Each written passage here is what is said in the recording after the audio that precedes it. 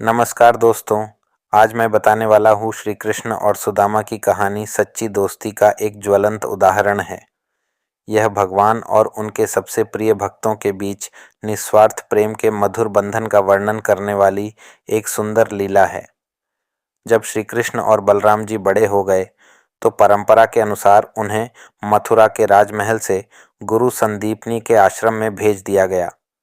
यहाँ गुरुकुल में वे अन्य शिष्यों के साथ रहते थे और गुरु की सेवा करते थे तथा भावी योद्धा और शासक बनने के लिए प्रशिक्षण प्राप्त करते थे।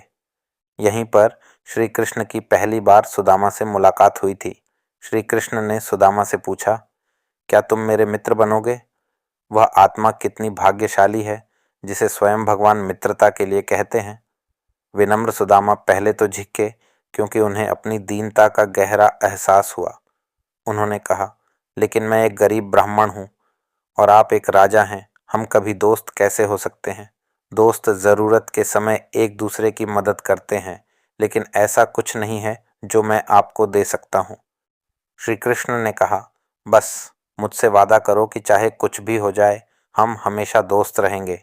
मैं वादा करता हूँ कि आपका मित्र होने के नाते मैं आपसे कभी ऐसी चीज़ नहीं मांगूंगा जो आप मुझे नहीं दे सकते। यह सुनकर सुदामा ने श्री कृष्ण की मित्रता की पेशकश स्वीकार कर ली। एक बार गुरु सांदीपनि ने दोनों बालकों को जंगल से लकड़ियां लाने का आदेश दिया। थक जाने पर उन्हें गुरु सांदीपनि की पत्नी ने भुने हुए चने खाने को दिए। बालकों ने सुबह से शाम तक जंगल में लकड़ियां काटते हुए कड़ी मेहनत की। तभी बारिश होने लगी। उन्होंने जल्दी से लकड़ियां लपेट लीं ताकि वे सूखी रहें और ऐसा करते समय उन्हें पास में एक बाघ की दहाड़ सुनाई दी। खुद को बचाने के लिए वे एक पेड़ पर चढ़ गए और पेड़ की शाखाओं पर रात बिताई। आधी रात को सुदामा को बहुत भूख लगी और उन्होंने श्री कृष्ण को बताए बिना चुपके से सारे भुने हुए चने खा लिए। जब श्री कृष्ण को भूख लगी तो उन्होंने सुदामा से चने मांगे, लेकिन सुदामा ने झूठ बोला और कहा कि चने की थैली गिर गई है और चने बिखर गए हैं। श्री कृष्ण अभी भी चने चबाने की आवाज़ सुन सकते थे और उन्होंने खेल खेल में सुदामा से पूछा, तो वह आवाज़ क्या है? सुदामा ने फिर झूठ बोला और कहा, वह तो बस मेरे दांत किटकिटाने की आवाज़ है। श्री कृष्ण ने झूठ के बारे में जानते हुए भी कुछ नहीं बताया और सच्ची मित्रता दिखाते हुए मुस्कुराते हुए सुदामा को माफ कर दिया। दुर्भाग्य से गुरु की पत्नी इतनी क्षमाशील नहीं थी। लड़के आश्रम वापस चले गए और श्री कृष्ण को बहुत भूख लगी थी, इसलिए उन्होंने गुरु संदीपनी की पत्नी से कुछ खाने के लिए कहा। वह हैरान थी क्योंकि उसने दोनों लड़कों के लिए पर्याप्त चना दे दिया था। जब उसे पता चला कि क्या हुआ है तो उसने सुदामा को आजीवन गरीबी का श्राप दे दिया। श्री कृष्ण के लिए वह समय आ गया था जब वे उन कार्यों को अंजाम दें जिसके लिए उन्होंने धरती पर अवतार लिया था। सुदामा अपने प्रिय मित्र को छोड़ने के विचार से दुखी थे। वे अलग हो गए और कई सालों तक एक दूसरे से नहीं मिले। श्री कृष्ण द्वारका के राजा बन गए और रुक्मिणी, सत्यभामा और कई अन्य रानियों के साथ बहुत वैभव के साथ रहने लगे। दूसरी ओर सुदामा अपने अभिशाप को झेल रहे थे, गरीबी से ग्रस्त। उनके पास अपने बच्चों को खिलाने के लिए भी पर्याप्त पैसे नहीं थे। उनकी पत्नी सुशीला, हालांकि उनकी तरह ही धर्मपरायण थीं, लेकिन अपने पति और बच्चों को गरीबी में जीने के बारे में सोच भी नहीं सकती थीं। सुदामा के बड़े भाई की राजा के महल में नौकरी थी और उन्होंने राजा से सुदामा को नौकरी के लिए सिफारिश की। सुशीला ने सुदामा को यह नौकरी लेने के लिए राजी कर लिया। सुदामा महल में पहुंचे और श्री कृष्ण की स्तुति गाने लगे। अभिमानी राजा को गुस्सा आ गया कि सुदामा उनके लिए नहीं बल्कि श्री कृष्ण के लिए स्तुति गा रहे हैं। इसलिए उन्होंने सुदामा को बांध दिया और अपने कर्मचारियों को सुदामा को पीटने का आदेश दिया। सुदामा दर्द से कराह उठे, लेकिन उन्होंने भगवान का नाम जपना बंद नहीं किया। यह कई दिनों तक चलता रहा और हताश सुशीला ने सुदामा से श्री कृष्ण से मदद मांगने की विनती की। सुदामा ने हठपूर्वक मना कर दिया। इस बीच दूर द्वारका में बैठे श्री कृष्ण अपने शरीर पर प्रत्येक प्रहार की पीड़ा महसूस कर रहे थे, जिससे उनकी रानियां हैरान रह गईं। एक सच्चे मित्र की तरह भगवान ने अपने प्रिय मित्र के दर्द को अपना दर्द समझकर अनुभव किया। उन्होंने अपनी पत्नियों को कोई स्पष्टीकरण दिए बिना चुपचाप इसे सहन किया। अंत में अश्रुपूर्ण नेत्रों से सुदामा की पत्नी ने उनसे कहा, इससे कोई फर्क नहीं पड़ता कि हम भूखे हैं, लेकिन कम से कम हमें बच्चों को पर्याप्त भोजन तो देना चाहिए। यह सुनकर सुदामा को बहुत दुख हुआ और उन्होंने कहा, क्या किया जा सकता है, हम किसी से कोई उपकार नहीं मांग सकते। सुदामा की पत्नी ने उत्तर दिया, आप श्री कृष्ण के बारे में इतनी बातें करते हैं, आप कह रहे हैं कि आपके और उनके बीच गहरी मित्रता है, वे द्वारका के राजा हैं, तो आप उनके पास क्यों नहीं जाते, वहां कुछ भी मांगने की आवश्यकता नहीं होगी। सुदामा भगवान के निस्वार्थ भक्त थे, इसलिए उन्हें अपने प्रिय मित्र से कोई उपकार मांगने का विचार पसंद नहीं आया। फिर भी अपने बच्चों की दुर्दशा को देखकर उन्होंने द्वारका जाने का फैसला किया।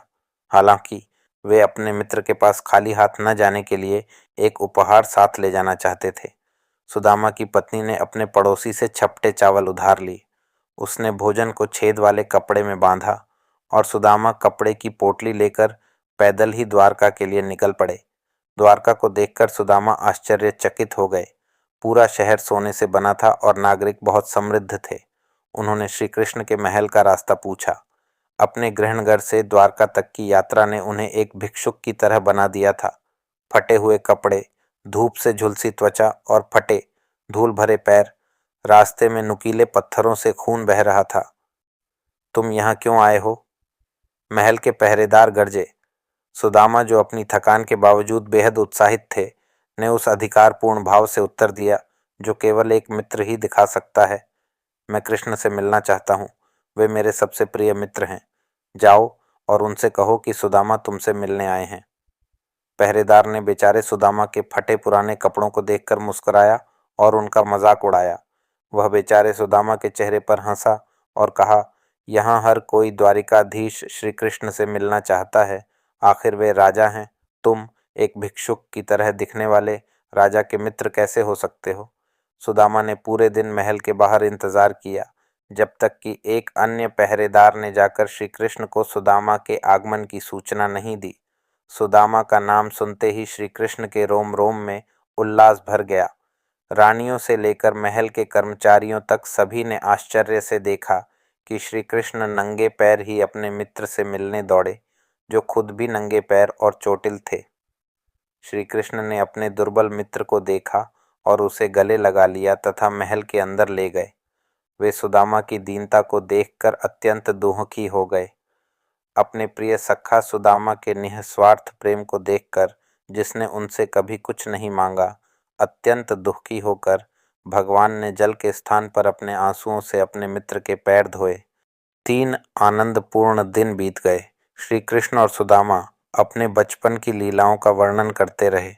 श्री कृष्ण ने जंगल में बिताई गई रातों और गुरु संदीपनी के आश्रम में बिताए गए अद्भुत समय को याद किया। मित्रतापूर्ण हंसी मजाक और शरारती टिप्पणियों का आदान प्रदान हुआ, जैसा कि आजीवन मित्रों और अंतरंग मित्रों के बीच होता है। श्री कृष्ण के इस अनन्य भक्त से मिलकर रानियां आश्चर्यचकित हो गईं, जो उनके दर्शन पाने और उन्हें अपना सम्मान देने के लिए उत्सुक थीं। वे सभी एक एक करके सुदामा के सामने झुकने लगीं। जल्द ही सुदामा को एहसास हुआ कि रानियों की कतार कभी खत्म नहीं होने वाली थी। उन्होंने धीरे से श्री कृष्ण को चिढ़ाते हुए पूछा, मेरे प्यारे कृष्ण, आपकी कितनी पत्नियां हैं? श्री कृष्ण ने उत्तर दिया, मेरी 16,108 पत्नियां हैं।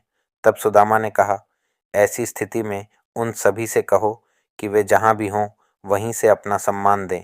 रानियों ने तुरंत ऐसा ही किया। अब सुदामा के जाने का समय हो गया था और जिस विषय को वे उठाने से बचने की कोशिश कर रहे थे, वह असहज रूप से करीब आ गया था। श्री कृष्ण ने 3 दिनों में इसका कोई उल्लेख नहीं किया था और उन्होंने यह जानते हुए कि भगवान सर्वज्ञ हैं, न ही पूछने का निर्णय लिया। सुदामा श्री कृष्ण के लिए एक उपहार लाए थे। हालांकि सुदामा को उस साधारण चपटे चावल पर शर्म महसूस हुई जो वह एक फटी हुई पोटली में लाए थे। श्री कृष्ण, हमेशा शरारती, अपनी आंखों में चमक के साथ सुदामा से बार बार बोले, मेरे प्यारे दोस्त, तुम मुझे क्यों नहीं दिखाते कि इस थैली में क्या है? यह मेरे लिए कुछ है ना? सुदामा उनसे बचने के लिए श्री कृष्ण को चकमा देते रहे, लेकिन श्री कृष्ण ने छोटे से द्वंद्व को जीत लिया और चावल की थैली छीन ली, जिससे सुदामा निराश हो गया।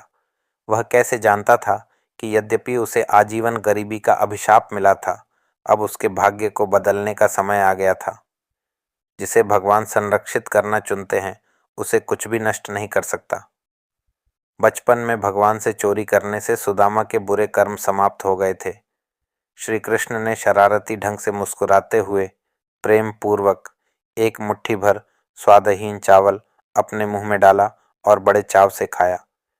इस निवाले से उन्होंने सुदामा को इस जन्म और अगले जन्म के लिए पर्याप्त धन दे दिया। प्रेम के वशीभूत होकर वे दूसरा निवाला लेने ही वाले थे। इससे वे अपने अधीन तीनों लोकों को सुदामा को दे देते, तभी रुक्मिणी ने उन्हें रोक दिया। दूसरी ओर सुदामा को इस घटना के बारे में कुछ भी पता नहीं था। घर पर भूखे बच्चों को याद करके वह दुखी हो गया, लेकिन वह श्री कृष्ण से कोई भी मदद मांगने के लिए खुद को तैयार नहीं कर सका। श्री कृष्ण ने सुदामा को गले लगाया और उसे विदा करते हुए बाहर ले गए। वापस लौटते समय सुदामा ने सोचा, जब मेरी पत्नी मुझसे पूछेगी कि मैं क्या लाया हूँ तो मैं क्या कहूँगा। जब सुदामा घर के पास पहुँचा तो उसे अपनी झोपड़ी नहीं मिली। इसके बजाय उसकी पत्नी एक शानदार महल से सुंदर कपड़े पहने हुए बाहर आई। उसने सुदामा से कहा, श्री कृष्ण की शक्ति को देखो, हम अपनी गरीबी से छुटकारा पा चुके हैं। कृष्ण ने हमारे सभी दुखों को समाप्त कर दिया है। सुदामा अपने मित्र की उदारता और दयालुता से अभिभूत हो गए। वे रो पड़े, लेकिन मेरे प्रिय, मैंने उन्हें कभी भी हमारी स्थिति के बारे में नहीं बताया। उन दोनों ने अपने पूरे जीवन में श्री कृष्ण के प्रति समर्पित रहने का संकल्प लिया और अपने जीवन में अचानक आई समृद्धि से आंतरिक रूप से अप्रभावित रहे। ऐसा माना जाता है कि जिस दिन सुदामा की श्री कृष्ण से मुलाकात हुई थी, वह अक्षय तृतीया का दिन था, जो पारंपरिक रूप से हिंदू धर्म में बहुत ही समृद्ध दिन है। अक्षय का मतलब है कभी न खत्म होने वाला, और इसलिए यह दिन नए व्यवसाय शुरू करने, धर्मार्थ दान करने या किसी भी तरह के धन में निवेश करने के लिए अच्छा है। दोस्तों, हमारी ऐसी कहानियाँ सुनने के लिए हमारे चैनल को सब्सक्राइब ज़रूर करें।